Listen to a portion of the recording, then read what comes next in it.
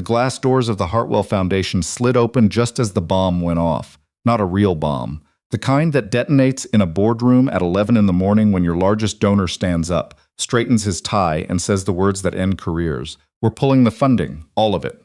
Effective immediately.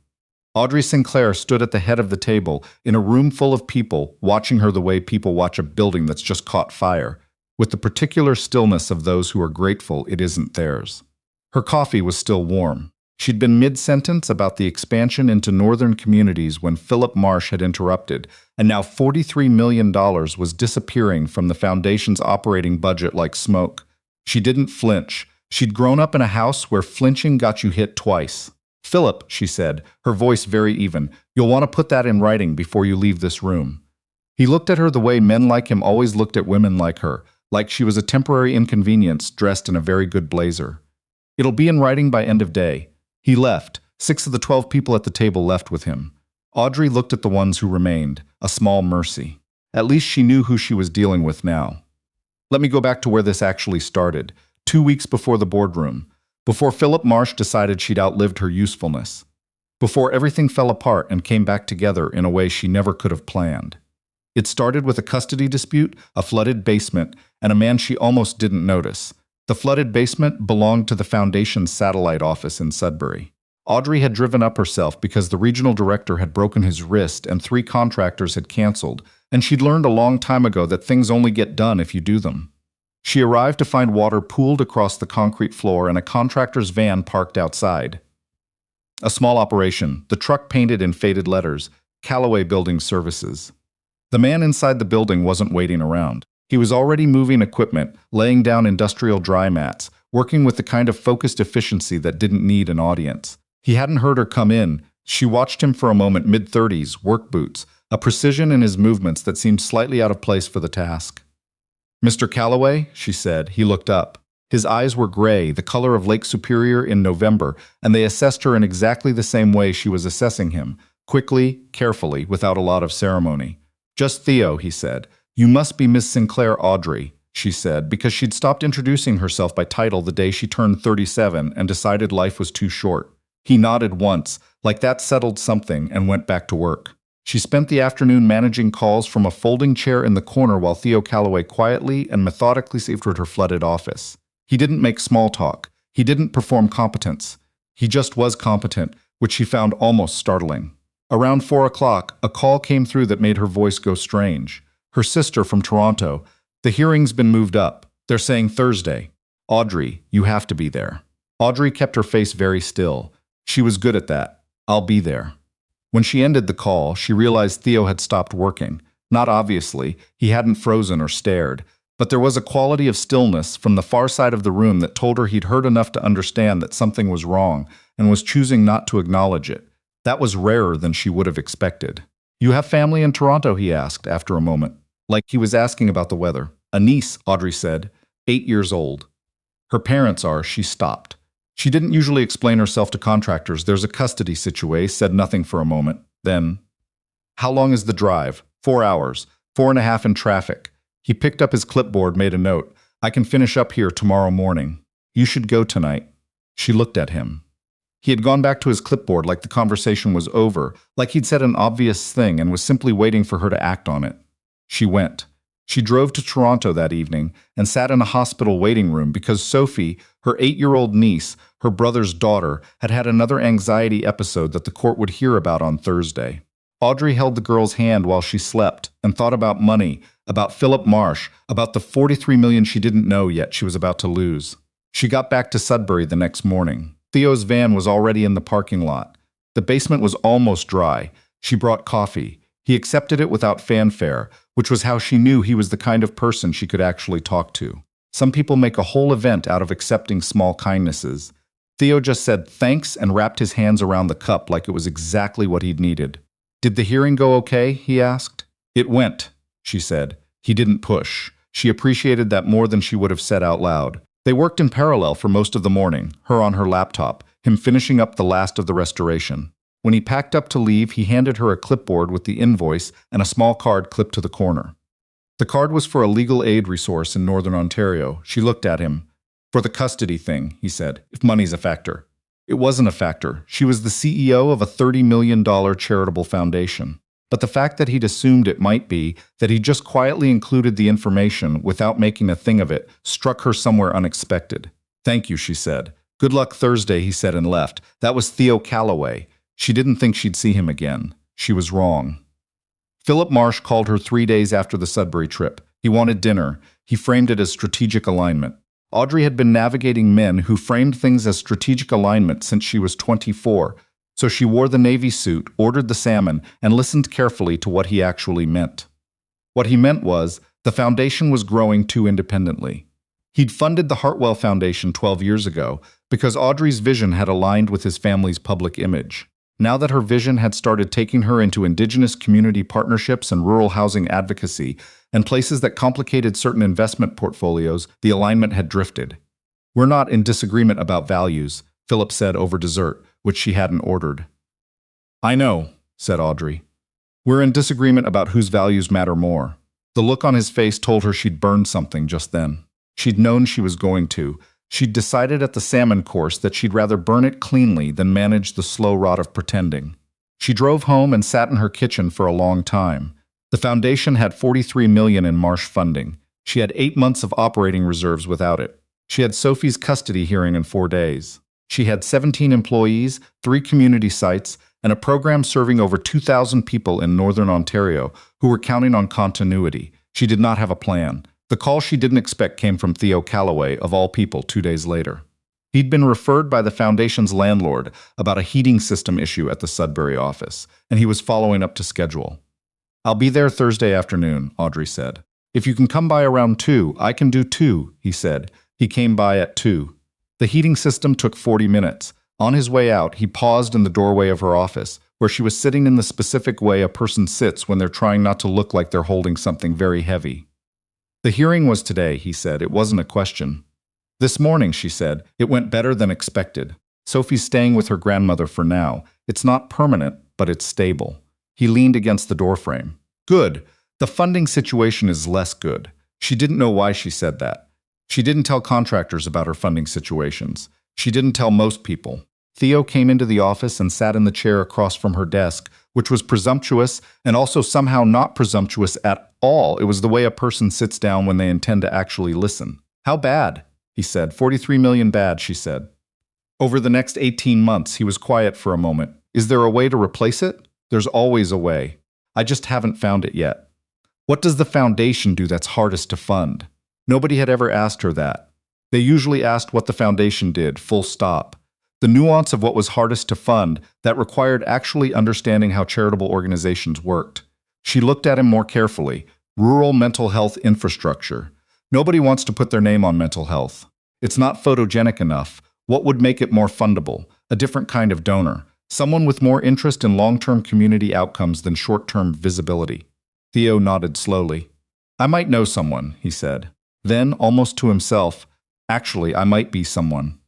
The silence that followed was the particular kind that happens when a thing has been said that can't be unsaid, and both people in the room are figuring out what to do with it. "I'm sorry," Audrey said. Theo looked at the window for a moment. Then he looked back at her with those gray eyes that had never, in any of their interactions, given anything away that he hadn't decided to give. "My name is Theodore Calloway," he said. "I own a building company. But before that, before the company, before Sudbury, I was Marcus Calloway's son." Audrey knew the name Marcus Calloway the way everyone in Canadian business knew it. Energy sector, real estate, a family fortune built over 3 generations and largely hidden from public view, which was exactly how the Calloways preferred it. "You're supposed to be in Vancouver," she said. "I was." Theo paused. "I left. My father and I had a disagreement about what the Calloway Group should be doing with its capital. He thought it should be doing what it had always done. I thought it should be doing something else. A beat. I was right. He didn't agree. So I took what was mine and came north. You started a building company. I like building things. And Sudbury needed contractors." He said it without irony, but also without apology. "The point is that I have access to capital that isn't tied to anyone else's vision of what you should be doing. If you want to talk about what the foundation needs, I'd like to have that conversation." Audrey looked at this man, this contractor she'd watched work efficiently in a flooded basement, who'd given her a legal aid card without making it condescending, who'd asked about her hearing and not pushed when she didn't want to talk. You understand, she said, that I don't take money with conditions attached. I know, said Theo. I've read your annual reports. She was quiet for a moment. All of them? The last 4. She sat back in her chair. When did you read the last 4 annual reports? After the flooded basement, he said. I looked up the foundation before I came in for the invoice follow-up. Why? He considered the question with the same careful attention he seemed to bring to everything. Because I wanted to know who you were, he said finally. Not what you ran, who you were. The honest answer to an honest question. She hadn't expected that either. The conversation would need to be structured properly, she said. Independent legal review. Full transparency on both sides. Of course, and I'd need to understand why you're doing this. Really doing this. Theo folded his hands on his knees. Because I have money I didn't earn, and my father is currently using Callaway Capital to fund exactly the kinds of projects your foundation is trying to undo. And I think that's worth doing something about. It was the most he'd said in one stretch since she'd met him. She had the impression he'd been thinking it for a long time. Okay, she said, let's have the conversation. The conversation took 3 weeks. Not because either of them was slow, but because Audrey did not move on major decisions without due diligence, and Theo did not appear to mind. He came to 3 different meetings with the foundation's legal team, answered every question without deflection, provided financial documentation that made her CFO go slightly pale with relief, and did not once try to tell her what the money should be used for. Philip Marsh heard about it before the papers were signed. She wasn't surprised. People like Philip always had ears in the right rooms. He called her on a Wednesday morning, smooth and careful, to express concern. You don't know who this man is, Philip said. A disgraced heir who's been hiding in the North for 2 years. He's not hiding, Audrey said. He's working. There's a difference, Audrey. And I do know who he is. That's rather the point. She ended the call and went to the staff kitchen for coffee and found her program director, a woman named Linda, who had worked with her for 6 years, standing by the window looking worried. The Marsh situation? Audrey said. There's talk, Linda said carefully. Some of the board members are concerned about the optics of replacing a major donor so quickly. They're worried it looks reactive. It is reactive, Audrey said. Philip pulled $43 million. I found a replacement. That's what being reactive looks like when you do it correctly. Linda almost smiled. Fair enough. Is there anything substantive or just optics? Optics and a rumor that Theo Callaway has some kind of history with the family that arranged his mother's. Linda stopped. I don't know the details. It might be nothing. It wasn't nothing. Audrey knew that before she even asked Theo directly, which she did, that evening over the first non-work dinner they'd had. His suggestion, a Thai place on Elm Street that was mostly empty on a Tuesday. Your mother, she said, not quite framing it as a question. Theo put down his fork. She died 4 years ago, heart failure, officially. He paused. My father had been having an affair for 11 of their 14 years of marriage. When my mother found out and threatened to go public, not for money, she just wanted it to stop. The family lawyers buried it. She died 8 months later, 49 years old. Another pause. I don't know if that counts as history. I'm sorry, Audrey said. So am I. He picked up his fork again. The point is that my father controls the Callaway Group's public narrative very carefully. When I left, he told people I'd had a breakdown, that I was being managed from a distance. He looked at her. I imagine Philip Marsh has access to that version of events. He does, she said. It's not a very convincing version. No, you don't seem like someone who's being managed. He almost smiled. It was the closest she'd seen him get. I've been told I seem like someone who's difficult to manage. That's a virtue in most contexts. They ate in silence for a moment. Outside, the Sudbury evening was doing what Northern Ontario evenings did in October, turning cold and clear and enormous, the kind of sky that reminded you that cities were just small interruptions in a much larger country. My niece Sophie, Audrey said. She draws a lot. She carries a sketchbook everywhere. Her mother used to throw them away because she thought it was a distraction from schoolwork. She paused. Sophie hid the last 3 at my place. She said I was the only person she trusted to keep them safe. Theo was quiet. I'm telling you this, Audrey continued, because I want you to understand why the Foundation's Children's Mental Health Program is not something I'm willing to compromise on regardless of what any donor wants. Including you. I know, Theo said. It's the most clearly articulated program in your last 4 annual reports. I mean it as a warning. I know that too. He met her eyes. I'm not Philip Marsh, Audrey. I know, she said. And she did. But she needed to say it out loud to hear him hear it before she let herself believe it. The paperwork was signed on a Thursday morning, which happened to be the same day Philip Marsh publicly announced that he was shifting the Marsh family's philanthropic focus to a different portfolio of organizations. The press release used the word strategic 4 times. Audrey read it over coffee and felt something she couldn't quite name. Not relief, not victory. Something quieter than either. Linda knocked on her door around noon. The board wants a call. I know, said Audrey. 3 o'clock. The board call was tense in the way things were tense when people had already decided what they thought and were waiting for permission to say it. 2 board members wanted assurance that the Callaway partnership had been properly vetted. Audrey walked them through the legal review, the financials, the scope of the agreement. She answered every question without irritation, which cost her something. When it was over, she went home and stood in her kitchen for a long time, the same way she had after the Philip Marsh dinner, but differently. Less like carrying something, more like setting something down. Theo texted at 9 o'clock. Board call go okay? She wrote back, how did you know about the board call? A pause. Then, I guessed. You had your work face on when you left this afternoon. She hadn't realized she had a work face. She wrote, it went fine, thank you for asking. Another pause. Then, good. Also, there's a structural issue with the heating system I noticed last week. I should come back and look at it properly. She stared at the phone for a moment. Then she wrote, the heating system is fine, Theo. I know. I just wanted an excuse. She put the phone down on the counter and stood there with something unfamiliar happening in her chest. She was 41 years old. She'd run an organization for 11 years. She'd navigated board politics and donor relationships and a custody battle and a $43 million budget crisis. She was not, as a rule, blindsided by text messages. She picked the phone back up and wrote, you don't need an excuse. The autumn moved in the way Northern Ontario autumns move, fast and cold and beautiful, the birch trees going gold all at once like someone had flipped a switch. Theo came to a foundation gala that November at Audrey's invitation, wearing a suit that fit like it had been made for someone who usually didn't wear suits, which she suspected was true. He didn't love galas. She could tell by the way he stood, just slightly to the left of wherever the crowd was thickest. She found him by the windows with a drink he hadn't touched, looking out at the city. You're doing the thing, she said. What thing? Standing like you're calculating the nearest exit. I know where the exits are, he said.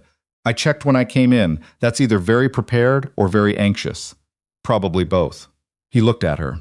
She was in green, the same color she'd worn to the Toronto meeting where she'd told Sophie's guardian ad litem that her niece needed stability more than proximity.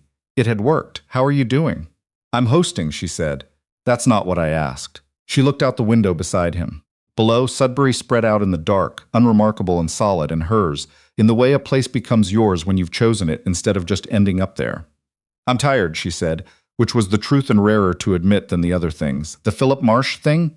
He's making noise with other donors, suggesting I'm unstable, that the partnership with you is a sign of poor judgment. She paused. He told one of our community partners that I'm in over my head. Theo was quiet for a moment. What did the community partner say? She told him that she'd been working with me for 7 years and she'd seen me make decisions in situations that would have ended most organizations, and that she wasn't taking advice from someone who pulled funding because he didn't like the direction. Something shifted in Theo's expression. Not quite a smile, but the architecture of one. I don't think you're in over your head, he said. I know. That's not what worries me. What worries you? Audrey turned to face him. She was direct by nature and had gotten more so with age, which some people found unsettling and she'd decided was their problem. Sophie's case is up for review in February. The court will look at stability, hers, mine, the people around her. If Philip succeeds in making me look like someone who's flailing, that affects the custody assessment. Theo was very still. She'd noticed he did that, went very still when something mattered. How can I help? He said. Not what do you need or have you thought about, or any of the things people said when they wanted to feel helpful without actually committing. Just, how can I help? She'd been alone in this, most of it, for a long time. I don't know yet, she said honestly. I'll let you know when I do. Okay. He picked up his drink for the first time. For what it's worth, you don't seem like someone who's flailing. You seem like someone who's holding up a very large thing and refusing to drop it. That's what flailing looks like from the inside, she said. Maybe, he said, but from the outside it looks like something different. Philip Marsh made his move in December. He didn't go directly to the board. He was too smart for that. Instead, he went to the foundation's largest community funder, a government body that handled provincial grants, and raised concerns about governance irregularities in the Callaway partnership. The complaint was thin, but complaints didn't have to be thick to do damage. They just had to exist and circulate. Audrey found out on a Monday.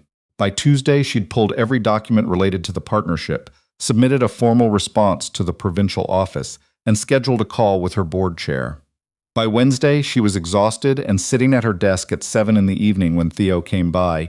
He'd been at the building 2 floors down doing an assessment and had stopped in the way he'd started stopping in, the way that had gradually stopped being about excuses. He took one look at her and said, "When did you last eat?" "Lunch," she said. "It's 7 o'clock. Yes, I'm aware." He left and came back 20 minutes later with 2 containers from the ramen place down the street. He set one in front of her without ceremony and sat across from her desk and opened the other one. "Theo, eat first," he said. "Then you can tell me how bad it is." She ate. It helped, which she resented slightly because she'd been planning to keep suffering efficiently. "He went to the provincial office," she said. Theo nodded. He'd already heard. She'd assumed he had. "The complaint is unfounded," she said. "Our legal team is confident. But it'll take weeks to resolve, and in the meantime, Philip gets to look like a concerned citizen while you spend your resources defending yourself instead of running the foundation." "Yes." Theo set down his container. "I want to do something about this. I'd rather you didn't go to war with Philip Marsh on my behalf." "I know, that's not what I mean." He paused. "I have documentation. Things from when I was still at Callaway Group. Philip Marsh sat on 3 of our advisory boards. Some of his concerns about governance." He stopped. "He has things he doesn't want looked at too closely. I've never used it because it wasn't mine to use, but it's sitting there." Audrey looked at him carefully. "Are you suggesting we blackmail Philip Marsh?" "I'm suggesting," Theo said, "that I have a conversation with him. One where he becomes aware that certain things exist and that continuing to pursue you would be unwise. That's a more polite word for the same thing, maybe." His gray eyes were level. "Is that a problem for you?" She thought about Sophie's sketchbooks hidden in the back of her closet. She thought about 17 employees and 2,000 program participants, and a community partner who'd told Philip Marsh exactly what she thought of him. "Do it," she said. He did. She didn't ask what was said. She had a reasonable idea. What she knew was that 2 days later, Philip Marsh's complaint to the provincial office was quietly withdrawn. No explanation given. A mutual contact told her Philip had decided to redirect his philanthropic energy toward international initiatives. "Convenient," Linda said when she heard. "Very," said Audrey. December moved toward Christmas. Audrey flew to Toronto for Sophie's school concert, sat in a gymnasium surrounded by parents she didn't know, and watched her niece stand in the second row of the choir and sing off-key with absolute conviction. Sophie had her mother's stubbornness and her father's imagination, and Audrey's own particular way of refusing to be diminished by rooms that didn't expect much from her. Audrey thought, "I would blow up anything for this kid." She had blown up a few things, in fact, and something had come back together from the pieces. Sophie spotted her in the audience afterward and pushed through the crowd with the urgency of someone who'd been saving up news. "Aunt Audrey, I drew something for you." She pulled a folded piece of paper from inside her choir robe, slightly crumpled, clearly been there all evening. "I drew it in math class, but Mr. Perkins didn't see." Audrey unfolded it. It was a drawing of 2 people standing side by side, one taller than the other, in front of what appeared to be a building with a sign. The sign, in Sophie's careful printing, read, "The Good Place." "Who are the people?" Audrey asked. "You and the man who came to the concert," Sophie said. Audrey looked up. "What man?" "The one at the back," Sophie said, with the patience of someone explaining something obvious.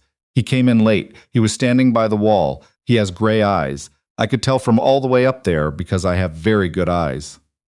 Audrey turned around. Theo Callaway was standing by the gymnasium doors, with his still on, holding a folded program he'd apparently taken from the table by the entrance. He raised one hand when he saw her looking, not a wave, just an acknowledgement. She walked over to him, because there were things you did without knowing you were going to do them. "You didn't tell me you were coming," she said. "I thought you might tell me not to. I might have. That's why." He looked past her to where Sophie was now being enthusiastically organized by her grandmother. "She's good. She was singing off-key. I know. She still meant it." He paused. "That's the part that matters." They stood in the gymnasium doorway while the crowd moved around them, and the December cold came in from outside, and Sophie's grandmother looked over and met Audrey's eyes and nodded in a way that managed to communicate several things simultaneously. On the drive back to the hotel, Audrey found herself thinking about what it meant that he'd come. Not the logistics of it, the 4-hour drive, the inconvenience, but the fact of it. That he'd wanted to be there for something that wasn't about the foundation or the funding or any of the professional architecture they'd built around each other. That he'd stood in the back so she wouldn't feel watched and waited. She called him from the hotel parking lot. He picked up on the second ring. "Thank you for coming," she said. "You don't have to thank me. I know, I wanted to." A pause. The parking lot was very quiet. Theo, yeah, I'm not good at this, she said. Whatever this is. I'm better at running organizations than at. She stopped. Me too, he said. You're not even going to ask what I was going to say. You were going to say you're better at running organizations than at letting people in. A beat. I know because I've been better at building things than at the same thing for most of my adult life. She sat in the cold car in the Toronto parking lot. So what do we do about it? I think, Theo said, that we already started. February came with the custody hearing and 6 inches of snow, and Audrey standing outside the Toronto courthouse at 8 in the morning in the best coat she owned, which was not warm enough for the weather, but was the coat she'd bought for occasions that required looking like you had your life together. Theo drove her. She hadn't asked him to. He'd asked if she wanted company, and she'd said yes, which was new. She'd been saying yes to things more often since December, and finding that the sky did not fall. They sat in the waiting room together, not talking much. He had a coffee for her when she needed it. He didn't tell her it would be fine. She appreciated that. She'd already had 3 people tell her it would be fine, and what she needed was someone who understood that it might not be, and was there anyway. The hearing lasted 4 hours.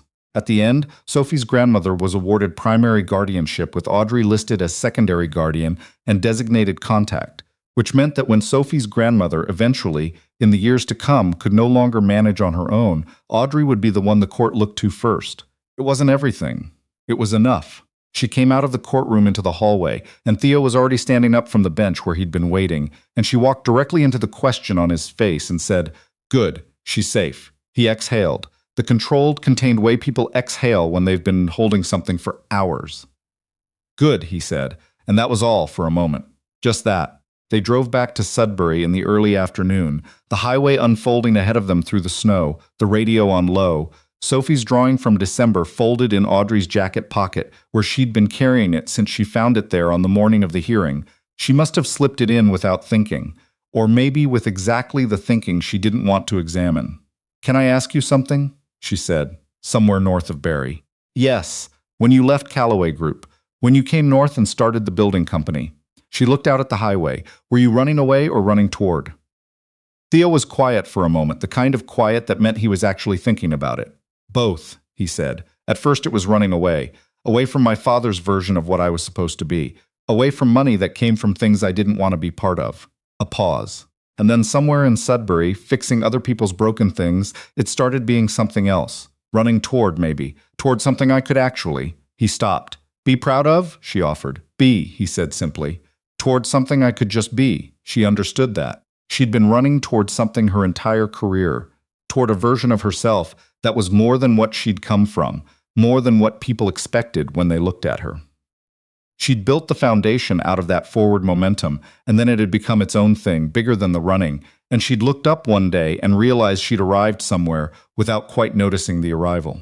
Sudbury appeared on the horizon in the early evening, the headframe silhouettes familiar and strange in the orange light. "I want to have dinner," Audrey said. "Not a working dinner, not strategic alignment." She looked at him. "An actual dinner where we talk about things that aren't the foundation." "What things?" "I don't know. Things people talk about at dinner." She paused. "Sophie wants to be a marine biologist or a professional elephant painter. She hasn't decided. An elephant painter? She thinks elephants deserve more formal portraits. I'm inclined to agree." Theo turned into the city, the streets familiar under the streetlights. "When?" he said. "Saturday," she said. "There's a place on LaSalle that I've been meaning to try for 2 years. 2 years. I've been busy." "Saturday," he said. "I'll be there." He pulled up in front of her building and she got out and then turned back, because there was something she'd been turning around in her mind since the courthouse hallway. "Theo," she said. He looked at her through the open car door. "I've spent a long time building things I could control," she said. "The foundation, the programs, the plans. I got very good at it." She paused. "I'm not as good at this. At the parts that don't have a plan." "I know," he said. "Me neither. But I think it might be worth trying."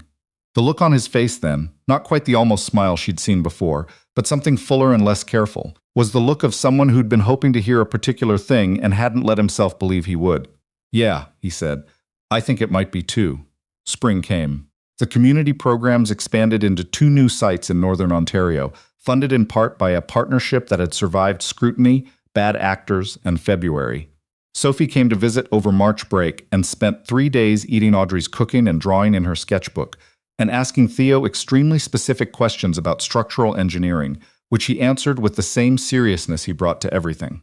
On the last day of her visit, Sophie sat at the kitchen table looking at the two of them with the evaluating expression she'd inherited from the Sinclair side of the family. "Are you two together?" she said, with the directness of someone who had decided at age 8 that life was too short for inference. Audrey looked at Theo. Theo looked at Audrey. "We're getting there," Audrey said. Sophie considered this. "Okay," she said, "but you should probably hurry up. I want to show you both the whale exhibit at the Science Center, and it closes in June." They went to the whale exhibit in May, all three of them, which required another 4-hour drive and Sophie's grandmother's enthusiastic blessing, and a hotel with a very understanding check-in clerk who didn't raise an eyebrow at the unusual travel configuration. Sophie stood in front of the blue whale skeleton for a long time, absolutely still, the sketchbook open in her hands. "It's bigger than I thought it would be," she said finally. "Most things are," said Audrey. Sophie drew for 20 minutes while Theo and Audrey stood beside her. At some point, without discussion, his hand had found hers, and she'd let it, which was its own kind of answer to a question neither of them had said out loud. Sophie showed them the drawing on the drive back. The whale took up most of the page, enormous and serene. In the corner, very small, 3 figures stood looking up at it, a tall one, a medium one, and a small one with a sketchbook. "Who are those?" Theo asked. "You," said Sophie, like it was obvious, like it had been obvious for a while. Audrey kept the drawing. She kept it the way she'd kept every drawing Sophie had made for her. Carefully, in a portfolio she'd bought specifically for the purpose. The whale drawing went in the front. Some things you put in writing, some things you keep in portfolios and jacket pockets, and the particular memory of a parking lot in Toronto where someone said, "I already started," and meant it. Audrey Sinclair had spent her career building things meant to last. She knew what durability looked like in a structure. She knew the difference between things built to look solid and things that actually were. This was the second kind. She could feel it. The way you could feel the difference between a building that would hold and one that was beautiful and already failing. Some knowledge that came before thought, that lived in the hands before it reached the mind. She didn't need a plan for this. She just needed to show up, which she intended to do every day for as long as she had the chance. That was more than enough.